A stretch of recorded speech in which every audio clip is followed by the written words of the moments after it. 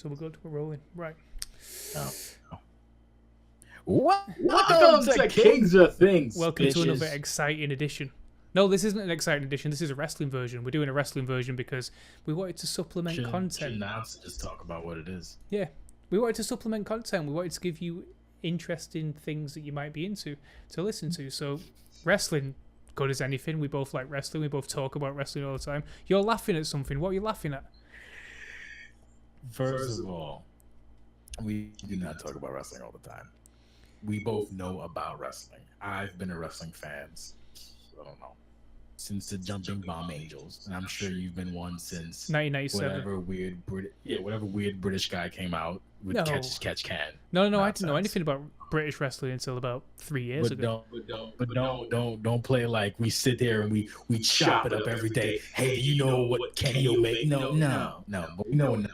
Because you know the problem is, the problem with wrestling fans is especially wrestling fans who use mediums for content, a lot of them are misinformed. So it falls into two categories: what Meltzer said, okay, and Spokedia or whatever they like. Spokedia. You know, Tommy and the top rope tit mouse, combo breaker, like just not garbage.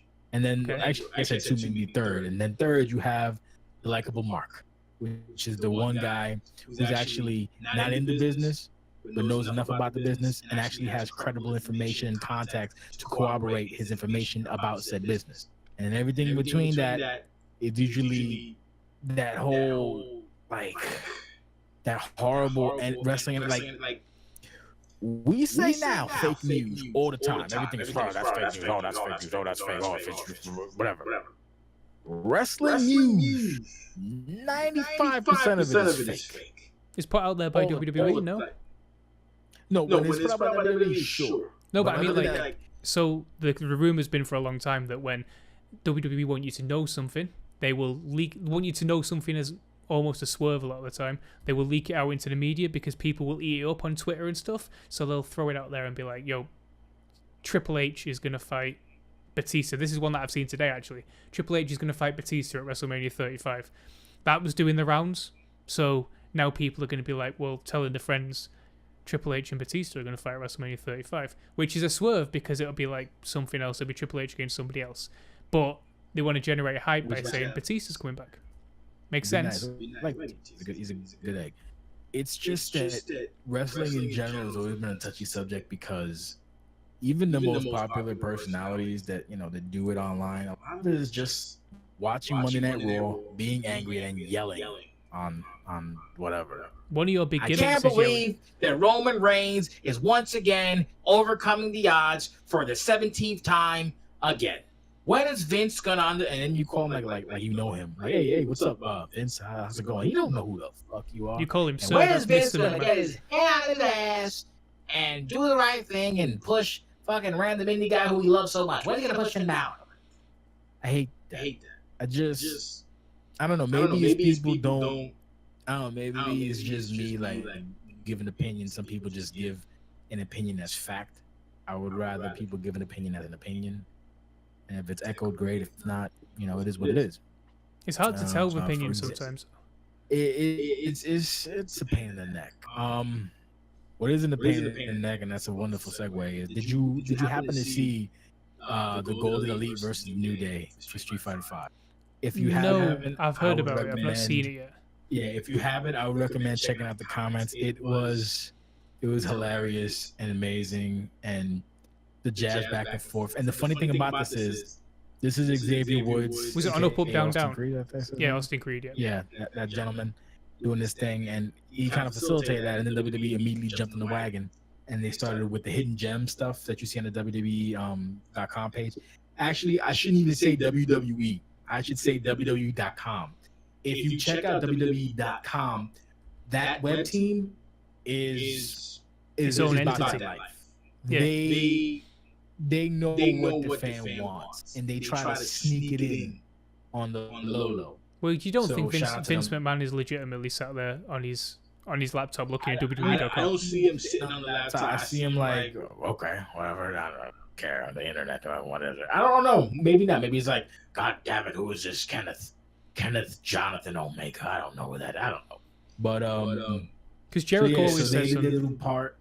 What's up? Jericho always says on his own podcast that Vince doesn't watch anything else. He literally only cares about what's going on in his own show. So it makes sense that he wouldn't know who Kenny Omega is. I mean, he must have an idea. He must have an idea who these people are when they show up. Because it doesn't make an idea about it, but it doesn't make sense. The one I was making, the one you cut me off again. I didn't cut you off. I was waiting. Carry on what you're doing. We're both waiting each other. Hey, you wanna? Hey. It was just funny because the little ad campaign they pushed it, and then WWE Network had the Hidden Gems, but actually one of Kenny Omega's matches when he was in Deep South, I think it was. Oh yeah, I saw that against. So that's kind of cool. Was it against Kurt Hawkins or someone? I think so. I don't remember who. I didn't care enough, but it was kind of cool. It was kind of cool to see.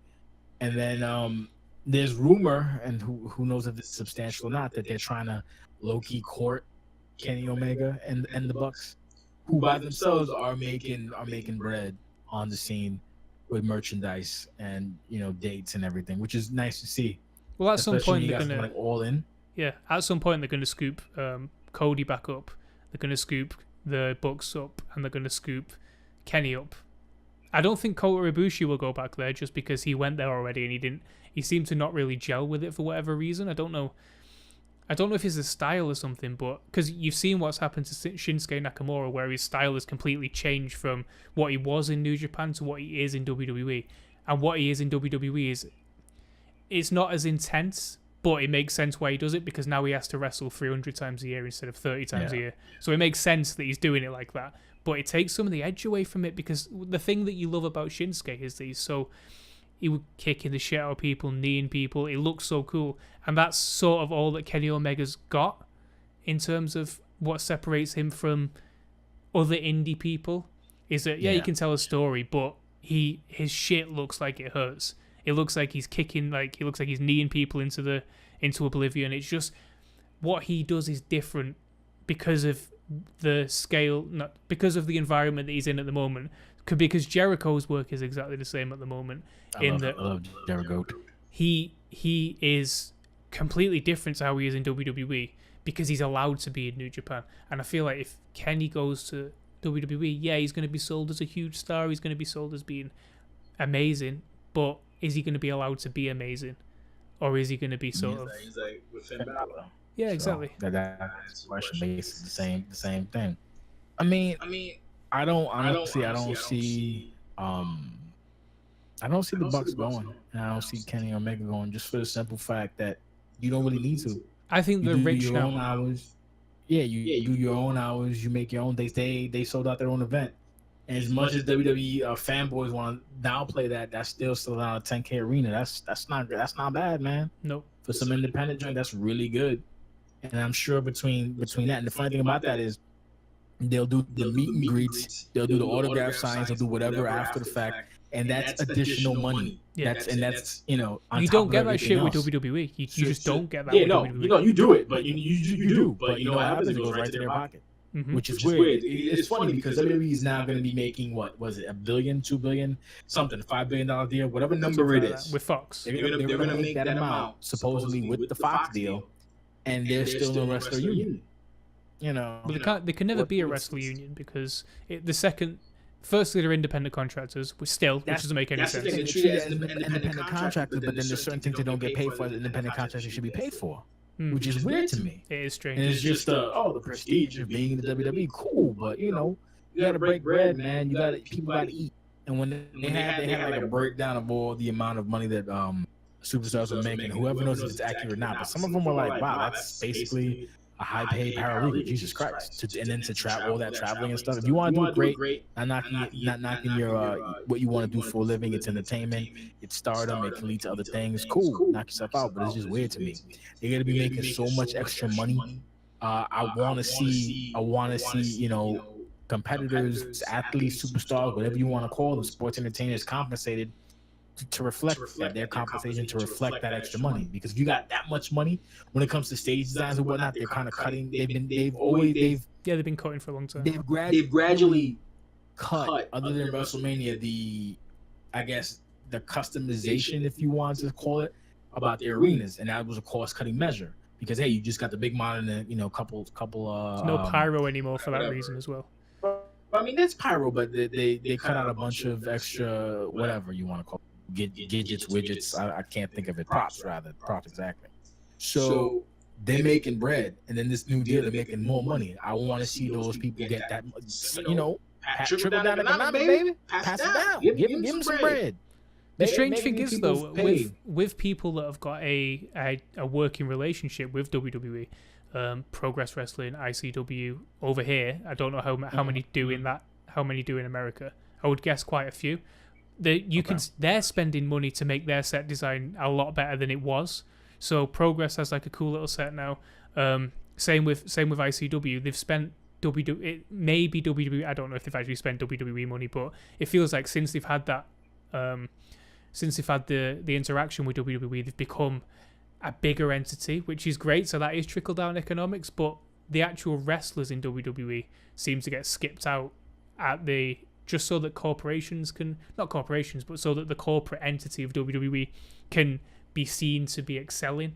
And I think that's a big issue with, it's a big issue with everything really, because corporations, the idea of corporations is corporations. You should get paid for what you do. Yeah. You should be compensated fairly. And then that comes down to negotiations, and we don't have that information in front of us, so we don't even know that information. That's all speculation, which is another thing. A lot of these people, whatever that do this kind of stuff, they speculate as if it's fact. Speculate as it should be speculation. You don't know. No. You don't this guy's struggling. This dude's making $3 million. Oh, $3 million. Shut up. It's too much stupidity. Speaking of, I'm part of a couple of wrestling forums on Bookface, because I just got back to Bookface, and one of them basically had a breakdown about CM Punk. Okay. And it was along the guise of saying, oh, the CM Punk got a big head because he had the 434-day streak. Yeah. So he had a big head going into UFC. And I actually wrote a giant, like he wrote like his predictions or whatever, his thoughts.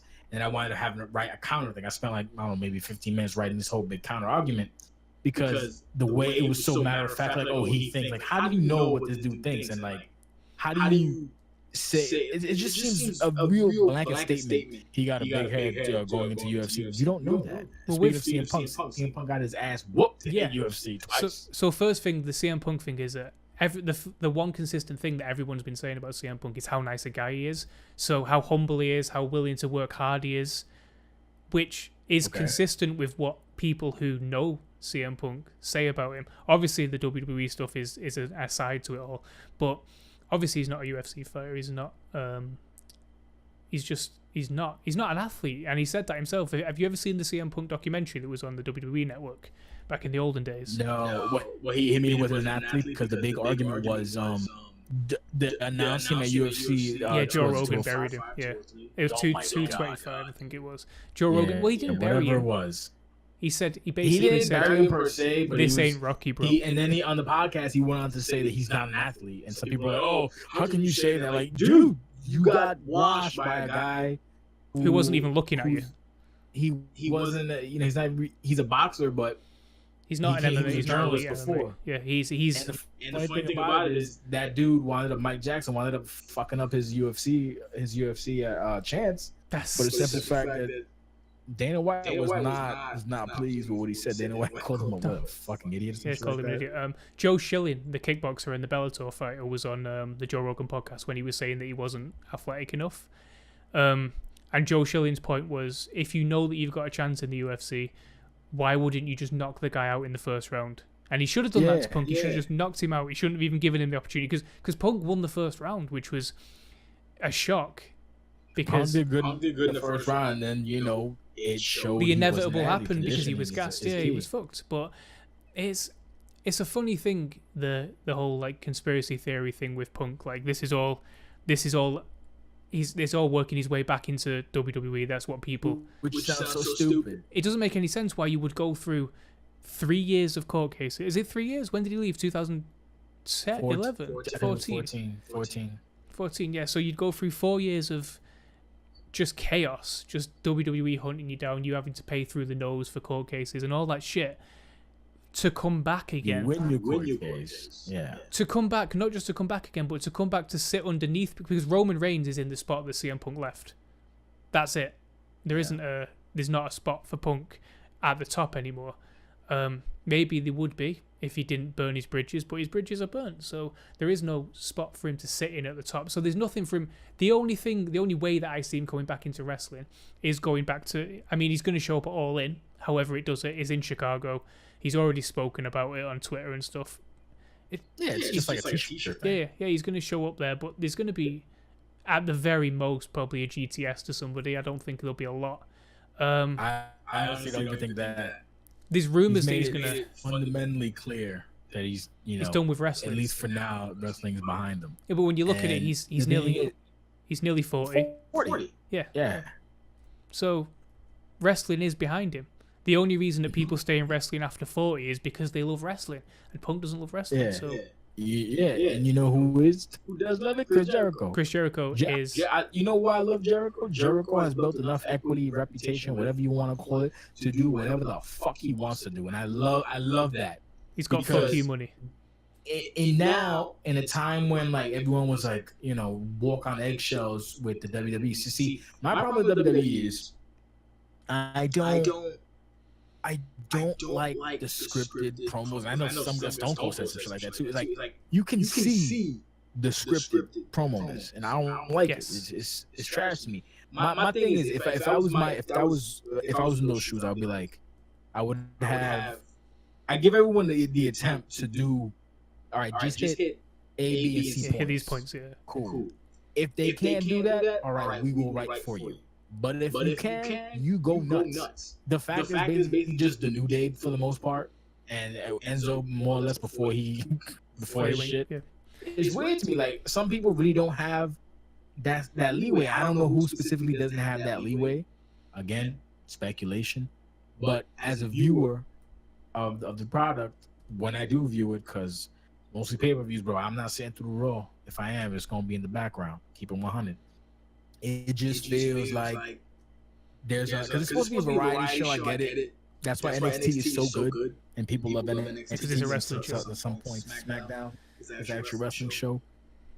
But the parts that are most important for a variety show, when you have to speak, it just feels doesn't have that it used to have. Like I remember a time when people would have promos with each other. And there'll be a lot of ohs and like people held their own. Yeah, now it's kind of like I'm going to make my point. I'm going to make my point. And now let's fight. Cool. It's really formulaic now. It used to. Yeah, very formulaic. Which it is what are you gonna do, right? It's I mean, it has to be formulaic because they're trying to sell shows. That's the fundamental thing. They're trying to sell pay-per-views, and if you send somebody out there who doesn't have the ability to do that on their own, then you're potentially you're fucking the money up, basically. Like you put the money on the person. Yeah. This is the match that we're going to have. Both of you are going to talk about it. If one of them can't hold up that end of the bargain, then people are like, well, I don't care about this match. Like it's fundamentally the reason that we cared about wrestling in the Attitude Era was because everybody used to just talk so well, and so like everyone had their own personality, everyone had something going for them, and they were easy to attach yourself to. Go on. It's funny you say that because what I remember the most about the Attitude Era is I don't know. I feel like everybody had their own specialized logo. Yes, they did. Yeah, and their own kind of like style. Like the wrestling in the Attitude Era was for the most part real trash. Garbage. Yep, there's a lot of shit in there. A lot of the stuff, and you also take into consideration there was the internet was when I liked it. It was in its infancy. It was very you know or you don't know. Yeah. Nowadays you just go on something like Square Circle on Reddit and you're like, oh hey, this, and I don't know watch anyway. Someone will take notes for it. It's a different time. So we have to talk about this time, which is the current product, and most people like it. A lot of people don't. People want to bitch about it, and I'm quitting and. I still got my membership to the WWE Network. Why? Because it's worth the money for the pay-per-views alone. Yeah. And that is what it is. But to the point of Jericho, as you said, he got that fuck you money, and he was someone who never relented when it came to upper management, which I feel I don't know if it's still. I think it's the case, just from perspective, that people are afraid to speak. They just want to be happy because they're getting a paycheck. And I fall into that same category too. Like, hey, a check is good, so I'm gonna do my job. But I feel by doing that, it kind of limits you in your growth. But even still, because there'll be guys who break from that and they'll try to get ahead and they'll get kneecap. A good example is Zack Ryder. To one point, I might even say Rusev, but now it's kind of turning around on Rusev, and you kind of see what's going on, because that Rusev day, that's him and Aiden English, and now Lana Day, like they did that, and that got over, and people love that. And then when you see the needle move, when you see the amount of when you see the money move, then people gotta take notice. It's a strange, which is why I think. Go ahead. With Zack Ryder, is especially strange because Zack Ryder is an internet. Zack Ryder's an internet nerd. He's a guy who loves wrestling. He did it before up, down, down. Yeah, he's a big dude, so he's athletic. He can do all of the shit he's supposed to do. He can talk to a degree. He talks in his own way and with his own personality, but he can get his point across. He does stumble every now and then, but he knows what he's doing and he knows how to do it. And I don't understand why he hasn't been given a fair crack at anything. I mean, there might be something that we don't know, but he to me is somebody that I can get behind. His favorite movie is Ghostbusters, same as mine, so that's why I can get behind him. And I think that everything that I've ever seen him do up until the point where he got kicked in the bollocks by Eve, was it Eve that kicked him in the bollocks in the SmackDown versus? I think she kicked, and then Kane pushed him off the thing. Yeah, and then John Cena kissed his girl. It made no sense because he's as far as I can see, he's a cool, humble guy. He loves the fans. He loves talking to people. That was one of the tragedies of that time, because you saw the amount of work that went in, and then the thing is, it translated to reactions. Yeah, there was I remember there was a Long Island show, and he wasn't on. They kept chanting nonstop. Yeah, and it's like at what point do you not give the people what they want, and then turn around and say if you want to do the whole what abouts. And then you go to Roman Reigns. Well, what about Roman Reigns? People leaving the pay-per-view. Well, it's this, that, and the third. Like, come on, man. Like, don't you want to make bread? Like, don't you want to make money? But it was a strange camera show. What was the comment? Who was it? I think Kevin Nash said it a long time ago. Something along the paraphrasing. Man, I look pale as hell. Paraphrasing something along the lines of, Vince McMahon would rather make $100K his way than $1 million your way. I mean, it's your company. Do you? Makes sense. Which leads me to the next point, because MSG got salty with WWE for having a lot of Barclays events, and if you don't know, MSG was the spot for WWEF back in the day. I used to go with my dad. We used to see Saturday Night Main Event. I remember watching Bret Hart and The Undertaker, and then Undertaker gave the tombstone to Bret Hart and started crying in the stands. It was great. It was terrible. It was amazing. I was sad, and then my father got me a foam finger for Hogan, so to make me feel better. And then my dog ate that. But anyway, beside the point. That is beside the point. So now they got Static or whatever, and apparently Ring of Honor is going to be hosting. MSG is going to be hosting Ring of Honor event. So I think maybe in September. Don't quote me on that. So here's my question. Now apparently WWE is trying to cock block that. I don't know. Someone want to pull it up, great, but that's what I'm saying. Go ahead. So my question, obviously, I don't live in New York, you do, so you can probably speak better to this than I can. But the two concerns that I would think would be the reason for them. Barclays Center is a new place anyway. There's a new venue, a lot bigger. New, looks bigger, looks better on TV. Definitely looks better on TV than Madison Square Garden does. Yeah. Travel, I'm guessing, it's easier to get there. No, no, it's actually way. The Barclays is deep and is kind of deep, not super deep, but deep enough in Brooklyn. Whereas MSG is kind of, you can get there from Long Island, Queens, Brooklyn, the Bronx, everywhere. It's pretty easy to get to.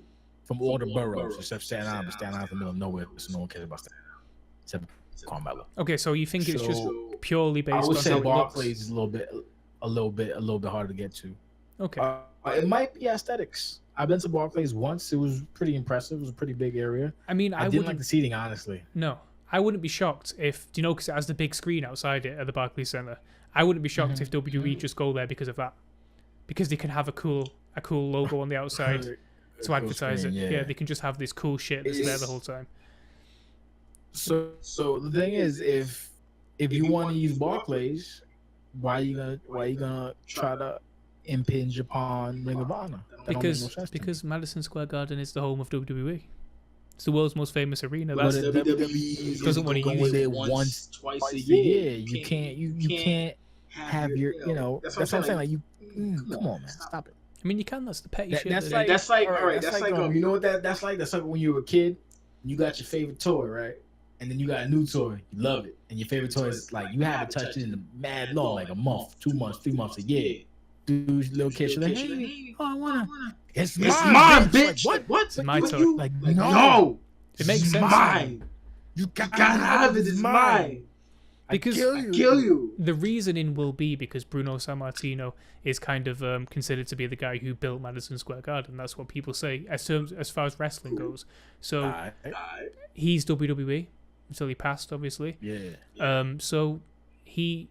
Well, he not really. He just at WWE. Before that, it was not on Bruno. Bruno was like, nope. Yeah. I mean, no, thank you. Can Ring of Honor? How many people are Ring of Honor going to actually put in MSG? Realistically, how much does it hold? 20,000. Something like that. Wrong, yeah. Dude. I know Madison Square Garden is big enough. I don't think it will. Another when we, when they had was it War of the Worlds? Across the street at the Manhattan Center. It was pretty packed, but you won't know until it happens. But Madison Square Garden is not just one arena. There's like several different like arenas in there. So do you think that there's a smaller venue they can use? They don't even have to use the main one, which I think they're going to use the smaller one. So even still, it's like no. That's strange. I got a small one. So what do you think that? Do you think that next year for WrestleMania they will do anything at Madison Square Garden, or do you think it'll be strictly Brooklyn? Nah, because last time they did Brooklyn, and then now they're doing that fake shit where they say, oh, New York, New Jersey, the MetLife Center is in New Jersey, bro. It's not New York. Stop calling it New York. It's not New York. You're not clever. You're not slick. You're not smart. You're not happening. You're not vibing. You a job check with no feathers, bro. Come on. I mean, I'm as far as I'm concerned, I'm going to New York. That's what I'm doing. It is so infuriating to see the little logo for it, like with train and we so urban and all that other garbage. Like, motherfucker, you in Jersey. You in Jersey. Stop it. You're not fooling nobody, but you don't want to say Jersey. So you say New York, New Jersey, New York, New York. No, you're not. You in fucking Jersey. Stop it. That's like saying, come on, man. Like, that's dumb shit. When you in the Garden, when you're in Barclays, you can be like, boom, because you in New York. You crossing the bridge. You crossing a body of water. You're in another state. You're in New Jersey. You ain't fooling nobody. And you know how you know you're not fooling nobody? Because you have to fucking take a trip to Jersey to get there. The MetLife Stadium is not easy to get to for someone who ain't got a car. And when you know all these people come in, they're gonna be taking shuttles and Ubers and whatever. And I'm gonna be the nose to go over there. Go to Jersey. You coming down when? You coming out for SummerSlam or WrestleMania? WrestleMania. Yeah, that's gonna be fun. Yeah. You gonna fuck you up? Who's gonna fuck me up? Gonna hit you with the rock bottom. He gonna fuck you up. So we were talking about Jericho. Pull it back to Jericho. So Jericho. Yeah, Jericho has fuck you money. He won the IWGP title. Yeah, the IWGP Intercontinental title. How's it gonna go on ice? Because his schedule. But the arrangement that he has with WWE and Vince McMahon is nothing in the States. Okay. So no all in, no this, no that, no whatever. Only if it's abroad, if it's like overseas, cool. So that's why he's resting on his cruise. I'm surprised they even admitted that. The cruise is international waters. There's no rules in international waters. You know what? If they do pirate rules, I'd pop for that motherfucker. Pirate rules. And they probably will. There's a lot of people going on that. The thought of a cruise with wrestlers young and old and a bunch of fucking hardcore fans in the middle of the sea with alcohol is not something that's tempting to me in the slightest. Would you not go? I just Would you not go at all? If I was given a ticket, sure. But to pay for that, no. Like I don't want to see drunk Chris Jericho. I don't want to hang out with drunk Chris Jericho. Drunk Chris Jericho's most, available. Really? He does VIP packages for Fozzy. Maybe. My ideally, I would love to have pasta with Kevin Nash. That's about Pasta with Kevin Nash. Just sit there. That's the name of the episode. Pasta with Kevin Nash. I would just love to sit there and they're like, is that liquid with clam sauce? How is that? Is that good? You recommend that, Mr. Nash? I'll have some of that. Thank you, sir. Let me get what he's having. Nowhere near as much wine though. He seems like a cool guy, Kevin Nash. I like Kevin. I follow him on Twitter. He's I'm picking up what he's putting down. He's a cool motherfucker. He's a character. I like him. So anyway, he's funny. But the thing is with Jericho, like, think about it though. A cruise with all kinds of wrestlers, especially the old guys who give little to no fucks. Oh my god! And then the body odor alone. Yeah, the body odor. I would. We've discussed someone is gonna fall off that ship. Wrestling fan body odor. Someone is going to get thrown off that ship, and it's gonna be tragic. And mark my words. Someone like, oh, wrestling move fucking kills fan. Some idiot's gonna do something stupid, and someone's getting rock bottom F5 RKO'd, GTS, fucking, what's the other one? Shotgun need off the boat. I swear. Like, it's gonna be sad if that happens. I hate. It's terrible, tragic. I hate wrestling fans though. I really, truly hate wrestling fans. Wrestling fans they're not the worst people, but they're quite not the best. Horrific. There's low quality people, man. It's just I enjoy wrestling. I enjoy people who, when you be cool, man, just be cool. Enjoy the show and be cool. I've had so many. Like I remember I went to a Ring of Honor show one time, and I had standing room only. I was excited. It was Samoa Joe's last match in Ring of Honor when he fought. Oh my god,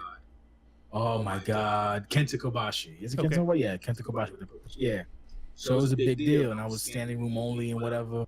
And I remember at the Manhattan Center waiting to go in, and there was this dude with about maybe 4 or 5 stacks like this of DVDs or CDs. I don't know. This was 2004, 5, or 6. One of them sitting on the floor with his fanny pack, a book bag, and like a portable player, just surrounded by those things. And he was watching wrestling on his DVD player. And I wanted to just knock over every fucking tower of DVD. Like, it's like that's so hateful. Why would you do that to him? You're going. Maybe he had a thing. Maybe he was, on the scale. So if that's the case, I apologize. But it's just like it's so extra. And then like there's just people with like the belt marks and everyone's too much energy. The belt marks are just the belt marks kill me. The belt marks are interesting because the belt marks drop paper. Yeah, they drop real money to get that and stuff. I remember I G'd the belt mark one time too, but the thing with the belt marks, what they do is they have their belt, and then if you want a picture, they're like, "Oh, give me $1, give me $5." I was like, "Yo, my man, that's the WWE Championship. Give me the picture." I mean, it makes sense. Ask me for no money, motherfucker. What? It makes sense to sell it. It's expensive. It's like $300. Nah, fuck that. You want to recoup your payment? Do that with some pussy ass motherfuckers. Not me, bruh. Let me see that real quick. Thanks, bro. Fuck, heavy as motherfuckers too. But they spend that money. They spend that money and they collect. We know one too. We know a good belt mark. Shout out to Rodney. It's crazy though. And then you got the people that dress up. Like, you know what? I can't really get in on fans. I don't like the BO, and I don't like those. When you see it, that weird energy, that strange energy. Yeah, I know what you mean. It's like I can't believe they lost. I can't believe they lost. The body odor is like aged for 4 days. The body odor is I haven't taken a shower since Tuesday. It's now Sunday night. That's the special kind of body odor that you get at wrestling shows, and it's not because they're bad people. It's just because they don't wash properly. And if you don't wash properly, you're gonna get BO. Yeah, that's what gets me. Usually, the guy who knows the most has the most pungent odor. That or the supermarks. I went to a Ring of Honor show. I don't know who was behind us. It was good. Cody Stone was. I don't know if he was making his debut. Cody Stone. Cody Rhodes. Rhodes was making his He was in like the main event or whatever. And these dudes behind us, they kept chanting, "Cody, he's so like like just annoying. I was like, man, I really want to throw a chair right now. You should have thrown a chair. I'm my man's. Shout out to who. I'm like, yo, if I fight them, will you help?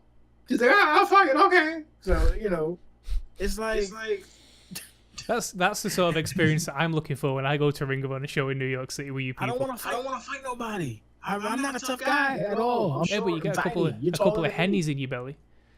Who knows? I just hennies in your belly. They don't even sell henny at the thing. Why not? At the what did he sell at the Sportatorium? You were going to say Sportatorium. What did he sell at the Sportatorium? Like, let me get some hand dog. You know you ain't got henny. Let me get some Douce. Like, what are you talking about? Douce. When I went to Ring of Honor, we got Red Stripe. Was like, Red Stripe is terrible. When I went to Ring of Honor show, I kept getting asked about the WWE writer, and I was like, no, yes. I am now. Yeah, hey. Right. I'm like, hey. Little do you know.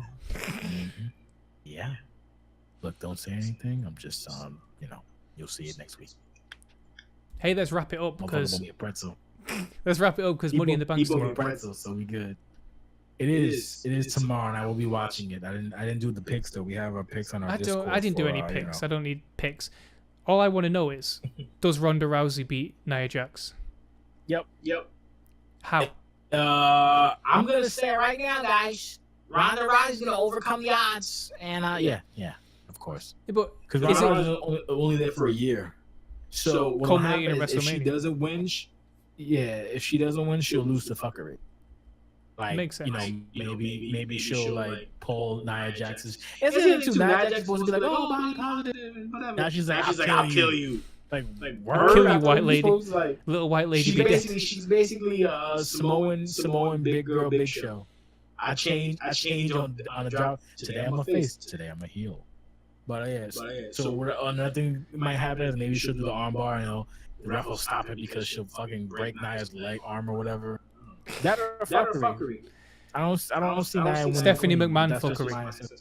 That's what I've got. Stephanie McMahon fuckery. She might run down and do something goofy. Do something crazy. What else? What's the other ones? Let's end this shit out. That's we're good. That's the time we've got. We've been allotted. That's the only one you have. You don't have nothing else on Money in the Bank. Like Money in the Bank. Yeah, the other matches. Damn, babe, the other matches. No, I don't care about the other matches. All I care about is because if we sit here, we do predictions for them. We're here all day. Like, I just want to know. No, we're not. It's simple. Okay, who wins Money in the Bank? Male. Rusev. No. Female. Lana. Really? After Ellsworth shows up with his no chin ass and calls Carmella. Is she in it? I don't know. Is she in it? No, she's the champion. Yeah. She's fighting Asuka. He's showing up for some fuckery. Makes sense. I mean, he could be the reason that she loses to Asuka. But then, do you need Asuka? I don't know if you need that. Let's not talk about Money in the Bank because we'll get bogged down. This is just a 40-minute podcast. So here we go. We're going to close it out. So if you've liked what we've heard here, and why haven't you? Why wouldn't you? What am I trying to say here? I can barely speak English today. Why are you bad at this part? I'm bad at if you like what you're listening to, you can catch us on Twitter, on YouTube, on Instagram, on Twitch as well. We're right now live-ish on Twitch. So hit that follow button, hit that like button. If Twitch has it, I don't know if it does. I'm old. I don't pay attention to anything. Follow button. If you see us on YouTube, there's a little bell. Click on the bell so that when you hear, when the bell goes, we coming back for some fuckery for y'all. Hit follow because we need followers. And this dude's giving away shit and getting a bunch of followers. We're broke. We don't give away nothing. We give away laughs, maybe. Who knows? Whatever. I'm not a big breasted, wonderful woman. Neither is he. So I mean, that's what it is. Like or not, I don't know. Hey. If I was a booby streamer, forget about it. I don't even talking your ass. I'd just be like, making that money. You just literally lifted tits up then. Did I? Nah, that's my chest muscles, but whatever. Chest muscles like this. Yeah, you don't have chest muscles. I have chest muscles. Chest muscles sounds like a shit 80s wrestler. Don't say it like that. Titty muscle, yeah. Ladies and gentlemen, please welcome coming down the aisle. I ain't no fat chest muscles. See? Big titties. I got big titties, kind of. Itty bitty titties. I'm kind of built like Big E if he was in fucking Earth 2. That's a Flash joke that no one's gonna get. And with that Flash joke, please don't forget to follow. We're also, this is a podcast as well. It's an audio version of this available on Stitcher, iTunes, wherever you get your podcast from. Google Play. Play. I never say Google Play. HouseOfHoot.com. HouseOfHoot.com. all that good stuff. Go to houseofhoot.com, click the About button, that's all there. And thank you for listening and watching or whatever you've seen this on. Peace.